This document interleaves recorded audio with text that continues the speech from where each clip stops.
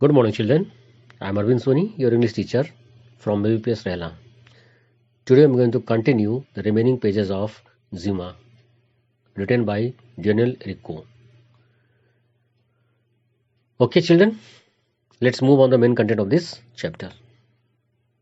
Page number 45. Zima allowed herself a quick and disapproving scowl, then focus on the task at hand. Focus on the task at hand का मतलब हो गया जो अभी last page में आपने पढ़ा था कि कैसे जगुआर जो है वो मोल के ऊपर अपना पैर पंजा नाखून रखा हुआ है और उसे क्रश करने या मार देने वाला था, और ये चीज जिमा को पसंद नहीं आया और उसने उसे बचाने की ठान ली। जो टास्क था वो उसे बचाने का था, रेस्क्यू द मॉल। जिमा allowed herself a quick and disapproving scowl. Disapproving scowl का मतलब हो गया एक तरह से डिनाई करते हुए, मतलब सिचुएशन को डिनाई किया। हालांकि सिचुएशन ऐसा था कि उसे भाग जाना चाहिए था, बट वो भागी नहीं, बल्कि वहां रुक करके इन अ स्काउल मीन्स होता है इन अ एंग्री मोड, थोड़े गुस्से से उसने उस मोल को रेस्क्यू करने के लिए सोचा।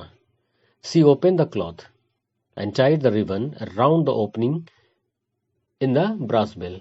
उसने उस अपने कपड़े को रिबन के साथ the cloth and tied, she open the cloth and tied the ribbon, ribbon के साथ उस घंटी को बांध दिया एक छोर पे। Then with the delicacy of a snow flake on a silk napkin at afternoon tea with the queen, Jima tied the other end of the ribbon in another knot. यानी एक नॉट उसने रिबन पे, एक not में, पहले not में क्या किया, एक छोर पे ब्रास बेल को बांधा यानी पीतल की घंटी को, और दूसरे छोर पे एक स्नो फ्लैग में छोटा हिम का टुकड़ा होता है उसे बांध दिया। सी स्लाइड बैकवर्ड, स्लाइड मीन्स पीछे की ओर सरकते हुए, through the leaves and grab the closet suitable rock. Closet मतलब होता है एक पीछे की ओर सरकते हुए एक सुटेबल रॉक के पास वो छिप गई। At the Jaguar lean down with his teeth Baird. Teeth Baird means होता है जैसे उसके जो दांत थे वो खुले हुए थे, ओपन माउथ कह लीजिए। Jima post the knot towards his tail. उसने चालाकी से क्या किया, उसके पूंछ में वो नॉट लगा दिया, यानी वो जो बेल थी, घंटी थी, वो उसके टेल में बांध दिया। Without a moment to spare the jaguar lifted his head and whipped his body around. बिना किसी समय के गंवाए जगुआर अपना सिर को ऊपर उठाता है। व्हीप मीन्स होता है इधर उधर, व्हीप मीन्स से होता है मारना, क्योंकि उसके पूंछ पर उसने ऐसे जो रिबन था इसने ऐसे फेंका कि वो नॉट बन गया, तो उसे लगा कि किसी ने व्हीप मीन्स उसे पुश किया, मारा। हिज बॉडी अराउंड, और उसने अपनी बॉडी को इधर उधर घुमाया। And that's when he heard a jingle. Jingle means sound of bell, घंटी की आवाज जो होती है टन, that is jingle. A strange suspiciously close jingle, मतलब बिल्कुल उसके पास। अभी देखिए उसे पता ही नहीं है कि उसके टेल में वो घंटी बांध दी गई है, तो वो कंफ्यूज है। उसे अजीब आवाज सुनाई दे रहा है, और बिल्कुल क्लोज मीन्स उसके पास सुनाई दे रहा है। इतने पास कोई बजा रहा है और कोई है नहीं। ही whipped back and other way and heard the jingle again. whip back मतलब पीछे की ओर मुड़ा और देखता क्या है, फिर उसे वही आवाज सुनाई देती है जिंगल बेल की, मतलब घंटी की टन की आवाज। बट ऑल ही आवाज जंगल, लेकिन उसे दिखता क्या है, केवल जंगल।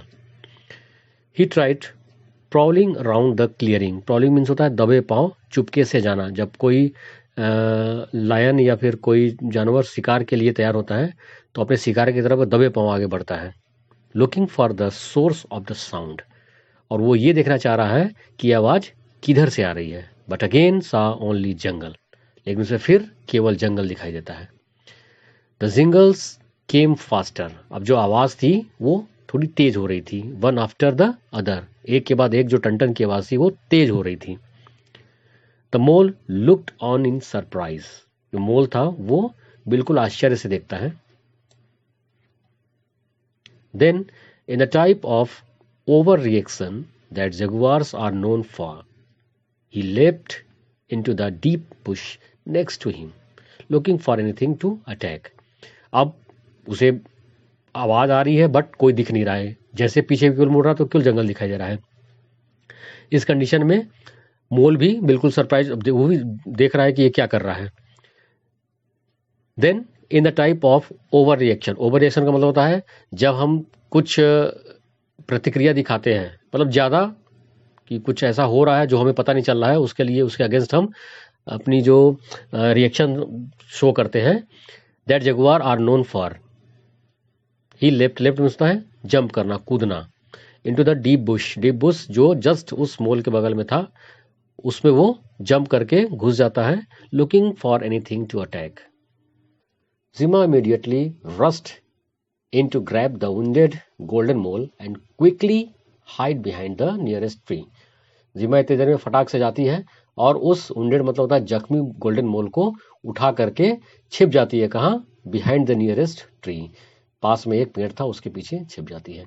The Jaguar run back into the clearing and looked around with a vicious stare. Vicious stare means the सातिराना, मतलब सातिर, cruel and violent. Stare means घूर करके देखता है, क्योंकि मोल वहां से गायब हो गया है। As soon as he took another step, the bell which Jima had fastened securely to his tail. फिर से जैसे वो स्टेप एक आगे बढ़ाता है, वो घंटी बजने लगती है, जो which Jima had fastened means होता है मजबूती से बांध देना, securely to his tail जो उसके टेल में बांध दिया था। जिंगल्ड अगेन, फिर से बजा जिंगल, फिर से घंटी का सुना दिया। Having lost his target. Lost his target का मतलब जो मोल था वो अब गायब हो चुका था, भाग चुका था। And plugged by the mysterious jingle. Plugged trouble और डिस्ट्रेस, किसी चीज से जब कोई ऐसी चीज होती है जिसका सोल्यूशन नहीं मिलता है और हम परेशान हो जाते हैं, दैट इज प्लग्ड। अब वो डिस्ट्रेस मतलब परेशान हो गया उस मिस्टीरियस आवाज से, जिंगल से। Next page continue. Look here. That it is jaguar, and here on his tail, Zima tie the bell. Okay. The jaguar picked a direction and charged deep into the dark tropical rainforest. jaguar अब वो उसे जब मोल नहीं मिला तो वो rain forest की तरफ, डार्क ट्रॉपिकल रेन फॉरेस्ट की तरफ चला गया, भाग गया। चार्ज मीन्स होता है बढ़ जाना आगे की ओर। When the jingles finally grew quiet, quiet means होता है धीमे धीमे शांत हो जाना, यानी जब तक वो आवाज सुनाई देता रहा तब तक था कि भाई आसपास होगा, लेकिन धीरे धीरे क्या हुआ, आवाज शांत हो गया। जिमा let the golden mole down. अब जिमा ने जब देखा आवाज खत्म हो गई, यानी जगुआर जा चुका था, उसने मोल को नीचे रखा। Don't worry he is gone, she said, उसने कहा चिंता मत करो, वो चला गया। पेटिंग इट्स हेड सॉफ्टली, उसके सिर पे हल्के से थपथपाते हुए, पेटिंग मीन्स थपथपाना। And he won't be sneaking up on anyone for a while, she added with a smile. उसने कहा कि अब तुम अकेले, sneaking means look here, moving secretly towards, यानी अब तुम चुपके से निकल जाओ। The mole whizzed out a teeny giggle. अब जो मोल था उसे थोड़ा चैन की सांस आई गई, एक तरह से जोर जोर से सांस लिया और उसके मुंह से, टेनी गीगल मीन्स होता है हल्की सी ग्रंट की आवाज।